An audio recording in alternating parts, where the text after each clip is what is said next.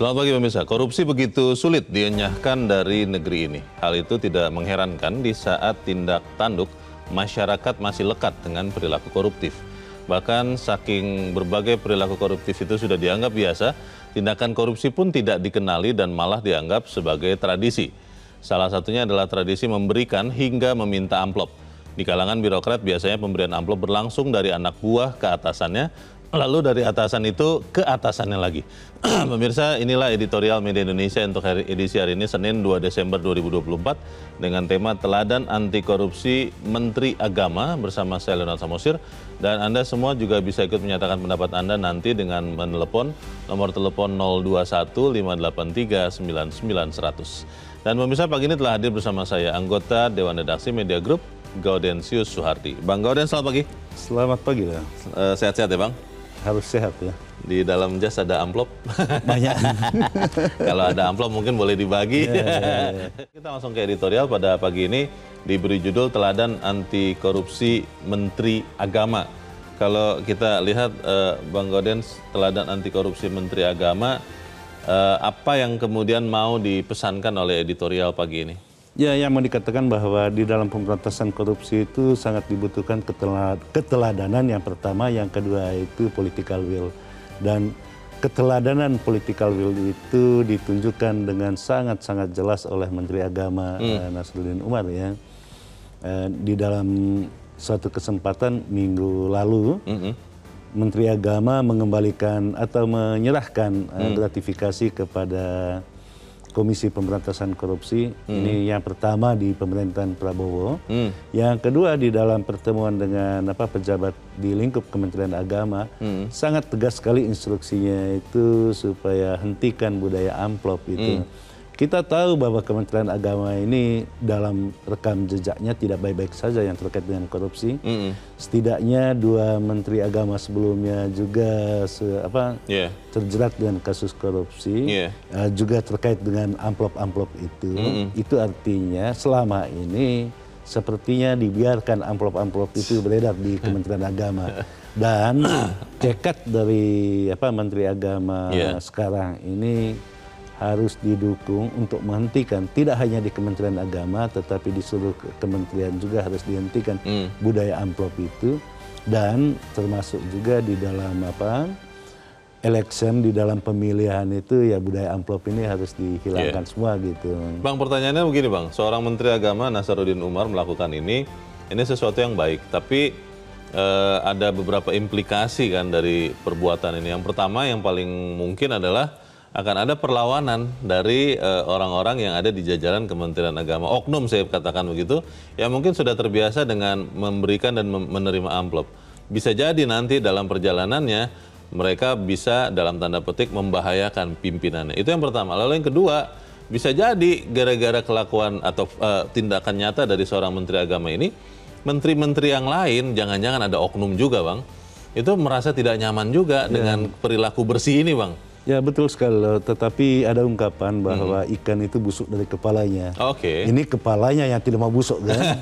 Kalau kepalanya tidak mau busuk, tentu sampai ekornya tidak akan busuk. Gitu. Nah pertanyaannya, seberapa kuat kepala itu mengendalikan seluruh anggotanya Bang? Waktu juga yang menentukan. Itu dia, kita akan bahas ini Bang Gauden. Sama pemirsa, inilah editorial Media Indonesia untuk hari ini, Senin 2 Desember 2024, Teladan Anti Korupsi Menteri Agama.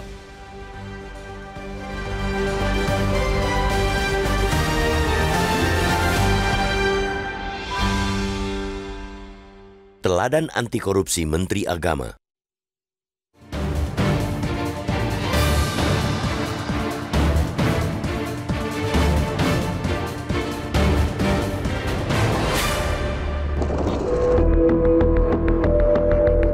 Korupsi begitu sulit dinyahkan dari negeri ini.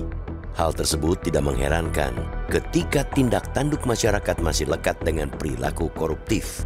Bahkan, saking berbagai perilaku koruptif sudah dianggap biasa, tindakan korupsi pun tidak dikenali dan malah dianggap sebagai tradisi. Salah satunya, tradisi memberikan hingga meminta amplop di kalangan birokrat. Biasanya pemberian amplop berlangsung dari anak buah ke atasannya, lalu dari atasan ke atasannya lagi. Kebiasaan seperti itu mendapat sorotan Menteri Agama atau Menak Nasaruddin Umar. Dalam Rapat Kerja Nasional 2024 Kementerian Agama, Selasa 17 November, Menak meminta jajarannya menghentikan kebiasaan menerima, menyetor, dan meminta amplop tersebut. Menak Nasaruddin mencontohkan pejabat Kanwil ketika pergi ke daerah. Hanya numpang lewat di satu kabupaten pun diberi amplop, bahkan sampai meminta. Ada pula kebiasaan pejabat ke daerah disambut dengan hidangan besar yang memboroskan anggaran instansi. Tradisi menghadap ke pusat bagi yang mendapat kenaikan jabatan juga dipertanyakan Menak. Menurut dia, kebiasaan itu membuka celah banyaknya pungutan dan lagi-lagi ada amplop di situ. Mestinya, komunikasi kenaikan jabatan cukup memanfaatkan teknologi lewat email. Menak juga mewanti-wanti agar tidak memberikan apapun kepadanya yang bukan hak dia sebagai menteri. Semua pemberian akan ia kembalikan ke KPK. Ucapan Menak Nasaruddin bukan sekadar omongan kosong. Baru sebulan menjabat menteri, ia sudah memberikan contoh mengembalikan berbagai gratifikasi yang diberikan kepadanya sejak dilantik jadi menteri ke KPK. Teladan menolak amplop mungkin tampak sepele, namun tidak bagi warga negara yang berintegritas. Tidak ada yang sepele dari menerima pemberian dalam rangka melaksanakan tugas atau dalam kaitan pengaruh jabatan. Penyebabnya, itu sudah masuk kategori korupsi, bukan lagi sekadar perilaku koruptif. Sebuah keteladanan pun akan lebih efektif ketika datang dari jajaran pemimpin. Pemimpin memberi contoh dalam perbuatan, bukan sekadar ucapan melarang laku korupsi. Dalam Rapat Koordinasi Nasional Pimpinan Pusat awal November, Jaksa Agung Sanitiar Burhanuddin mengatakan pemimpin yang berintegritas dapat mencegah praktek korupsi di instansinya.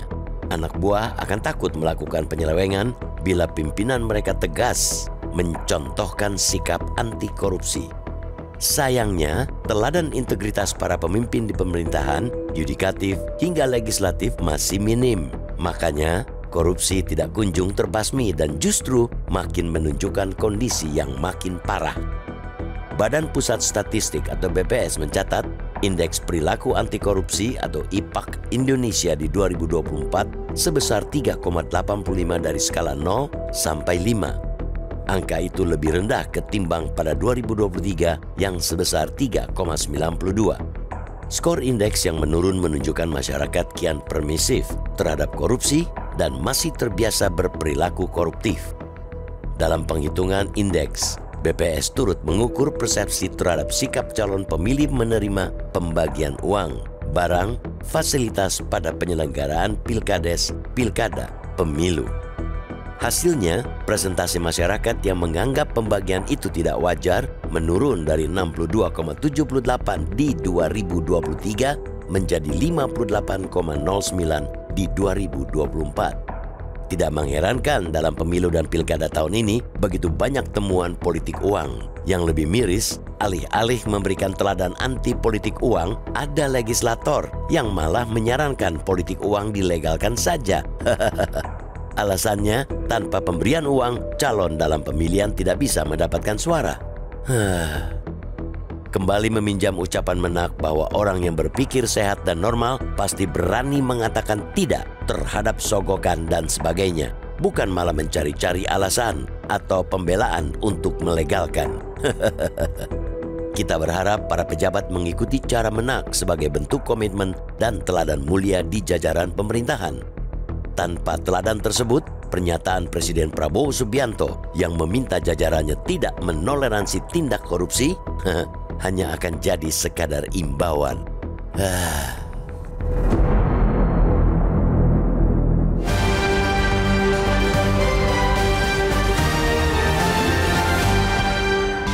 Di bagian berikut Anda bisa ikut menyatakan pendapat Anda terkait editorial pagi ini, pemirsa. Untuk saat ini tetaplah bersama kami.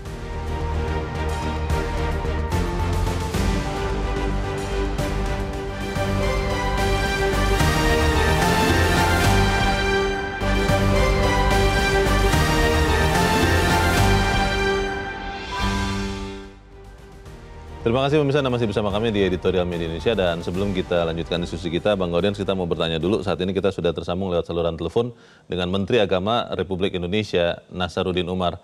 Pak Nasaruddin Umar, selamat pagi. Assalamualaikum warahmatullahi wabarakatuh, Pak. Selamat pagi, waalaikumsalam warahmatullahi wabarakatuh. Terima kasih sudah diberikan waktu, dan saya sebagai warga negara Indonesia nih Pak Nas, seperti mendapatkan oase gitu di padang pasir melihat pengembalian beberapa barang gratifikasi yang Anda lakukan. Tapi pertanyaannya begini Pak Nasaruddin, apakah memang ini adalah sesuatu yang muncul dari diri Anda pribadi, atau memang ini adalah sikap yang berlaku umum dari pemerintahan Pak Prabowo, Pak? Bagaimana Pak Nasaruddin? Iya, pertama saya nggak tahu Mas ya, karena saya hanya spontanitas buat saya ya, karena ada sesuatu yang datang yang dari orang yang saya tidak kenal. Dan saya menduga jangan-jangan ini ada kaitannya dengan jabatan saya ya. Maka saya tidak ingin membuka apa isinya. Saya hanya menduga pasti ini ada barang berharganya ini. Maka saya minta tolong ke teman staf saya, kembalikan deh ke KPK. Dan bagi saya, kita kan tidak mencari yang banyak, bukan mencari yang besar, bukan mencari tinggi. Apa artinya besar, tinggi, dan banyak kalau itu nggak berkah? Jadi bagi saya adalah kita mencari yang berkah. Tidak ada berkah kalau dikejar-kejar. Tidak ada berkah kalau itu berasal dari sesuatu yang tidak murni halal ya. Kecil tapi berkah, itu lebih mendamaikan, membahagiakan hati kita ya. Bagaimana bisa khusyuk dalam sholat kalau kita dikerumuni oleh sesuatu yang syubhat gitu kan. Iya. Tapi Pak Menteri, ini sesuatu yang kemudian kan kalau yang kami tahu adalah diikuti juga dengan seruan resmi dari seorang Menteri Agama kepada jajarannya di Kementerian Agama. Ini akan terus dipantau Pak Menteri atau bagaimana rencananya Pak? Iya, kami menegaskan bahwa kalau mau ikut saya, mari kita bersih. Mari kita mencari yang halal ya. Sesuai dengan perintah Presiden yang diamanahkan kepada kami ya. Jadi saya berkeyakinan bahwa Kementerian Agama lah yang harus menjadi contoh. Kementerian Agama itu background adalah putih, kain putih ya. Jadi setetes noda kecil pun juga pasti akan norak ya kan. Nah jadi apalah artinya sebuah Kementerian Agama kalau Kementerian Agama itu nanti tidak sanggup untuk memberikan keteladanan terhadap yang lainnya. Kita yang harus tampil ke depan. Kementerian Agama itu harus menjadi imam terhadap makmumnya yang lain. Analoginya kira-kira seperti itu Mas. Jadi harapannya tentunya perilaku di Kementerian Agama ini juga menular kepada kementerian-kementerian lain, begitu ya Pak Nasaruddin ya? Jangan hanya kementerian, tapi kepada seluruh masyarakat Indonesia, swasta, dan siapapun. Baik, kami mengapresiasi Pak, dan semoga... satu lagi Pak, ini pertanyaan saya adalah kalau memang di Kementerian Agama ada oknum dan juga mungkin di kementerian lain Pak, yang memang sudah terbiasa memberikan dan menerima amplop seperti ini, mungkin sudah menjadi semacam budaya malah, kan mereka tidak akan nyaman dengan apa yang Anda lakukan. Mungkin mereka akan melakukan perlawanan dalam tanda petik Pak. Ini sudah diantisipasi atau bagaimana Pak Nasaruddin? Saya katakan kepada mereka, saya tidak ada beban. Dan saya juga tidak pernah bermanuver apapun untuk menjadi menteri. Jadi saya tidak ada beban sama sekali. Saya hanya ingin menegakkan garis lurus ke depan, apa kata undang-undang, apa kata perintah yang mempercayakan amanah ini kepada saya Pak Prabowo, itu saya lakukan. Resiko apapun, ya konsekuensinya hidup ini kan harus menanggung resiko. Jadi saya tidak akan gentar takut apapun, ya karena bagi saya kita hidup ini cuma satu kali ya. Apa yang kita lakukan, maka itu yang kita, apa yang kita panen, apa yang kita tanam itu yang kita akan panen, ya kan. Nah kalau kita menanam bibit surga, pasti akan panen surga. Kalau kita menanam bibit neraka, pasti akan petani neraka. Jadi mari kita menanam bibit-bibit surga untuk meraih surga itu sendiri. Jangan memandang enteng setiap langkah kehidupan kita, sebab itu nanti akan berarti di masa depan, di dunia maupun sampai di akhirat. Ya. Baik, kami dukung terus Pak yang dilakukan oleh Anda dan Kementerian Agama, dan semoga yang seperti tadi Pak Nasaruddin katakan, ini juga bisa menular kepada keseluruhan rakyat Indonesia untuk melawan korupsi itu dan tidak menjadikannya budaya. Terima kasih untuk waktu dan pencerahan yang Anda berikan, Menteri Agama Republik Indonesia Bapak Nasaruddin Umar. Terima kasih Pak Nasaruddin. Selamat pagi. Wassalamualaikum. Waalaikumsalam. Menarik Bang Gauden, saya catat yang bagian terakhir tadi. Ketika saya tanya apakah kemudian Menteri Agama bersiap kalau misalnya ada yang melawan. Kan oknum-oknum ini kalau sudah kebiasaan terima uang itu kan nggak mau Bang kehilangan uang-uang itu. Dan Pak Nasaruddin mengatakan tidak ada beban kok, tidak pernah manuver untuk jadi menteri, ya sudah ada risikonya kita terima. Bagaimana Bang? Ya, kita harus katakan secara terus terang ya, bahwa pemimpin tanpa keteladanan itu bencana itu.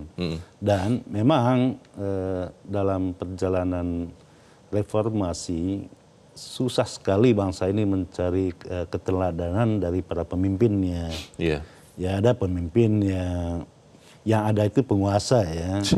Kalau pemimpinan itu kan misalnya kalau ada election gitu ya sesuai undang-undang. Tadi yang dikutip dari Menteri Nasaruddin Umar itu ya itu. Dia yang menjalankan undang-undang gitu.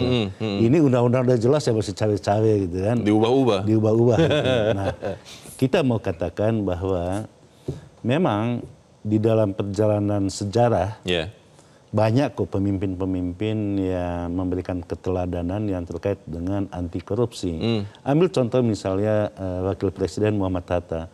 Dalam suatu perjalanan dinasnya ke Irian Jaya pada saat itu, di sana itu disiapkan amplop juga gitu, ditolak kok. Amplop uang maksudnya ya? Iya. Untuk padahal presiden. itu bagian dari uang perjalanan dinas dia. Tapi dia mengatakan saya sudah dibiayai oleh negara, untuk apa lagi saya mendapatkan ini. Itu salah satu. Ada contoh lain misalnya Baharudin Lopa.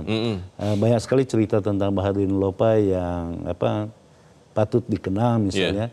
Ketika dikirim parcel gitu dalam rangka hari raya, dikembalikan kepada pengirimnya. Suatu ketika itu anak-anaknya udah makan coklatnya.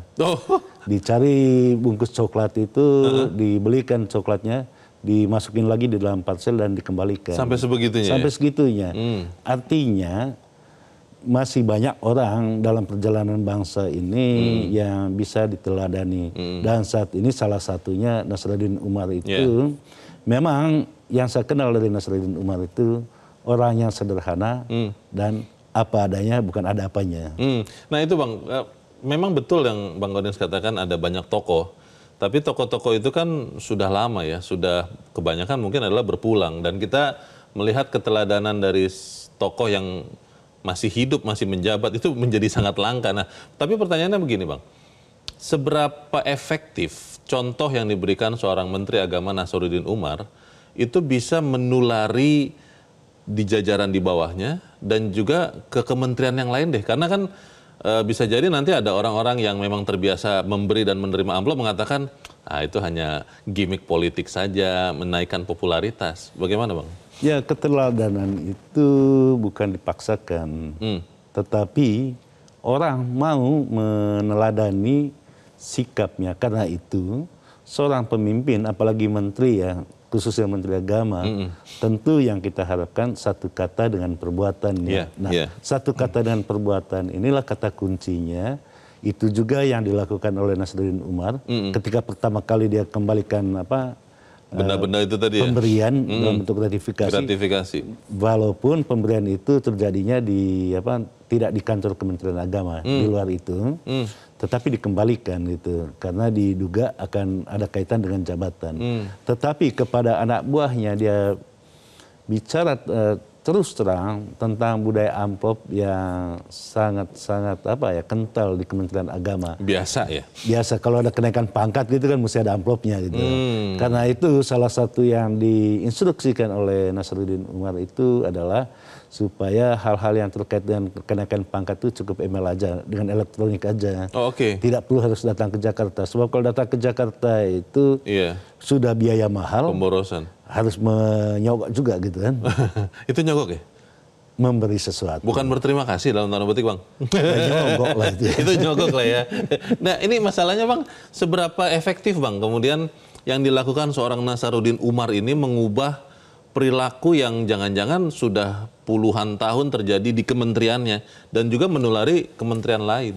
Ya, efektif atau tidaknya itu kan yang pertama tadi itu saya katakan busuk itu biasanya dari kepalanya.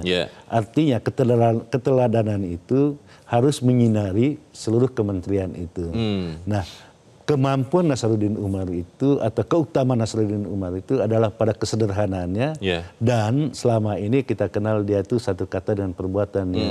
Nah, keteladanan itulah yang mestinya menjadi daya tarik untuk diikuti oleh anak buahnya. Gitu. Tidak bahaya, Bang, karena ya nanti kan bisa jadi dalam tanda petik dalam perjalanan pemerintahan di Kementerian Agamanya dikerjain, Bang, karena wah ini beda nih kepala kita nih, bukan orang kita nih, bagaimana, Bang? Ya, dalam banyak kasus di beberapa kementerian seperti itu yang terjadi ya, bahwa walaupun menterinya tegas gitu, tapi anak buahnya bermain. Balelo melawan. Bahkan menusuk dari belakang gitu. Betul. Nah, tentu Nasaruddin Umar juga, karena dia juga tidak melamar untuk menjadi menteri kan. Apalah arti jabatan buat seorang Nasaruddin Umar yang hidupnya saja udah salah gitu. Jadi tidak masalah itu ya? Ya, tidak masalah, dan dia juga tidak mau mencari populer, karena memang sudah populer gitu kan. Bang, pertanyaannya kembali, Bang. Apa yang dilakukan seorang menteri ini sangat bagus, tapi kan harus ditunjang dengan sistem pengawasan ya. Tadi saya lupa mengatakan atau bertanya kepada Pak Nasaruddin, bagaimana kemudian pengawasan itu berfungsi? Karena kalau kita lihat biasanya Inspektorat Jenderal itu kan ada pakewuh, ada sungkan, ada tidak nyaman untuk menindak yang selevelan dengan dirinya, misalnya dirjen atau yang lain-lain. Bagaimana apa yang dilakukan seorang Menteri Agama Nasaruddin Umar ini bisa mengubah itu? Kita bahas di bagian berikut. Bang Gaudens dan pemirsa tetaplah bersama kami. Editorial Media Indonesia segera kembali.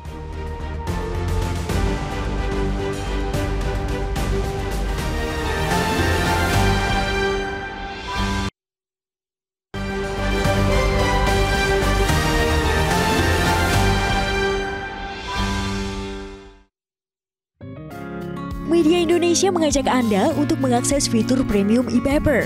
Dengan sajian konten berbasis intelektual dan meneguhkan kebangsaan, Media Indonesia tampil dengan lebih dinamis melalui e-paper Media Indonesia yang dapat Anda akses kapan saja, di mana saja.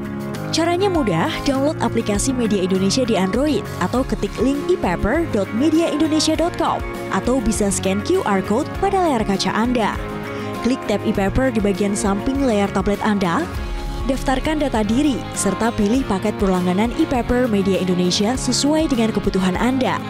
Nikmati juga bonus spesial tambahan 4 halaman rubrik fokus setiap hari. Semua bisa Anda dapatkan hanya di e-paper Media Indonesia.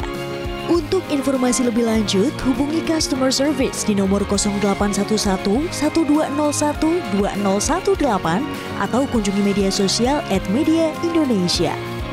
Media Indonesia, referensi bangsa.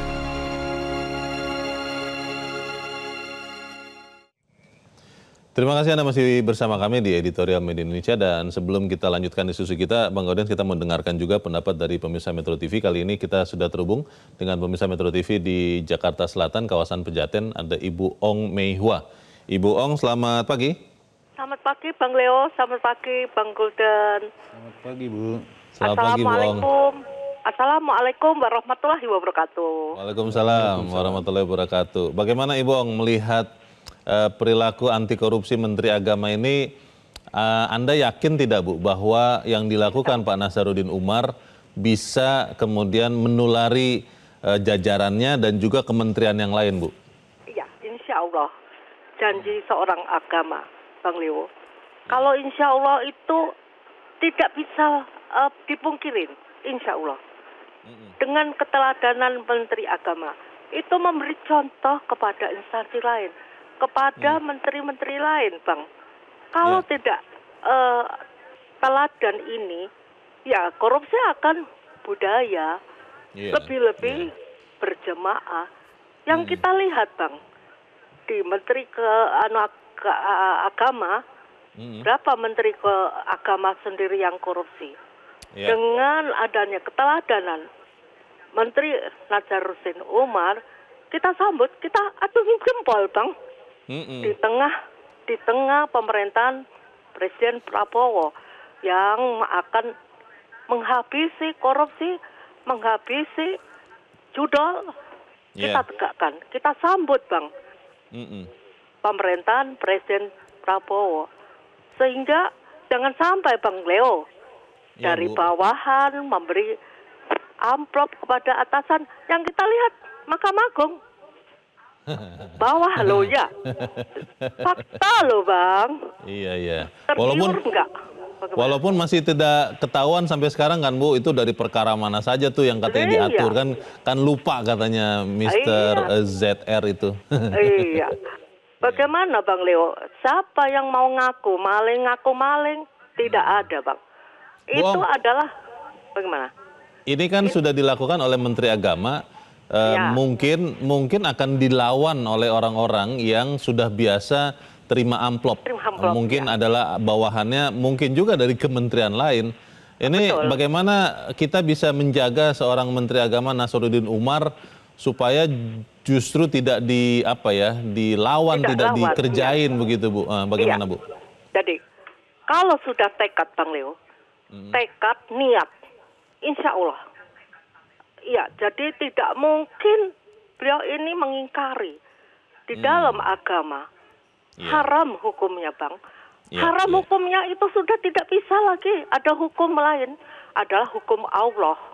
Jadi mengenai haram kita makan duitnya orang, Bang. Haram kita berzina. Itu mudah-mudahan Menteri Nazaruddin Umar menegakkan keadilan, menegakkan korupsi sehingga tidak berjemaah, tidak membudaya begini, Bang. Siapa yang tidak tergiur, Bang, dengan uang 1 T? Sekarang indeks korupsi turun kan, Bang. Baik. Dengan adanya tekad ini kita sambut, insya Allah. Assalamualaikum warahmatullahi wabarakatuh. Waalaikumsalam warahmatullahi wabarakatuh. Terima kasih untuk pendapat Anda, Ibu Ong Mehwa di Pejaten, Jakarta Selatan. Selamat pagi, Bu. Di belakang Ibu Ong ada pemirsa Metro TV, masih dari Jakarta Selatan, tapi dari kawasan Pesanggerahan ada Pak Agung. Pak Agung, selamat pagi. Selamat pagi, Mas Leo Samasir dan Pak Kodar. Assalamualaikum warahmatullahi wabarakatuh. Waalaikumsalam warahmatullahi wabarakatuh. Bagaimana Pak Agung? Pendapat Anda, silakan, Pak. Iya, pertama-tama kita harus mengetahui dan rakyat kemungkinan sudah tahu bahwa untuk kasus korupsi dan kasus kejahatan lain itu bukan hanya diperlukan suri tauladan saja. Akan tetapi juga kalau terjadi kasusnya maka harus hukumannya tajam dan bisa membuat efek jera. Jadi kalau hukumannya ringan ya sama juga bohong, maka akan ada lagi tidak takut mereka tuh koruptor dan kejahatan lain juga sih. Dan ini memang salah satu contoh bagus sih dari para pejabat yang menolak gratifikasi. Tapi kalau di negara kita ini yang dibutuhkan adalah konsisten.